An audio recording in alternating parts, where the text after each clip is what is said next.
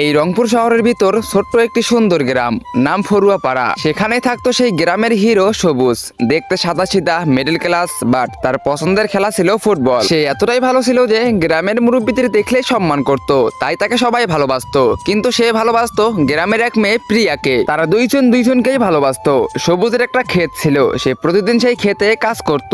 আর তার একটা স্বপ্ন ছিল, সে একদিন সেই ক্ষেতে অনেক ফসল ফলিয়ে অনেক টাকা ইনকাম করবে, তারপর প্রিয়াকে বিয়ে করবে। কিন্তু সেই গ্রামেই ছিল সবুজের প্রাণপ্রিয় বন্ধু মাসুদ। মাসুদ সেই গ্রামের সব থেকে বড়লোক মানুষ, কারণ তার বাপদাদার সব সম্পত্তি তার নামে ছিল, তাই তার টাকা পয়সার কোনো কমতি ছিল না। এভাবেই প্রতিদিন সবুজ, প্রিয়া, মাসুদ তিনজন একলগে মিলে সব জায়গায় ঘোরাঘুরি করতে থাকে এবং তিনজনেই এনজয় করতে থাকে। অনেকদিন অপেক্ষা করার পর ফাইনালি আজকে সবুজ আর প্রিয়ার স্বপ্ন পূরণ হতে যাচ্ছে, কারণ আজকে সবুজ প্রিয়াকে বিয়ে করতে যাচ্ছে। তাই মাসুদ সামনে দাঁড়িয়ে থেকে সবকিছু নিজের হাতে নিয়ে তাদের দুইজনের বিয়ে দিয়ে দেয়। বিয়ের পর সবুজ প্রিয়াকে নিয়ে তার বাসায় চলে যায়। প্রিয়া তখন বলে, আজকে তো আমাদের বিয়ের প্রথম রাত, আজকে আমার অনেক খারাপ লাগতেছে, আমি ওই রুমে ঘুমাই, তুমি এই রুমে ঘুমাও। তখন সবুজ বলে, আচ্ছা কোনো সমস্যা নাই, তুমি যাও। কিন্তু সবুজের কোনো মতোই একা একা ঘুম আসতেছিল না। তখন সে পাশের রুম থেকে একটি আওয়াজ শুনতে পায়, তাই সে ধীরে করে উঠে পাশের রুমে যাওয়ার জন্য রওনা দিয়ে দেয়। তো বন্ধুরা, সবুজ পাশের রুমে গিয়ে এমন কিছু দেখলো, সেটা দেখে সে অনেক বেশি অবাক হয়ে গিয়েছিল। তো কি দেখলো সেটা তোমরা দেখতে পারবে পার্ট 2 তে। তো পার্ট 2 দেখতে চাইলে ভিডিওতে লাইক করে চ্যানেলটিকে সাবস্ক্রাইব করে দাও।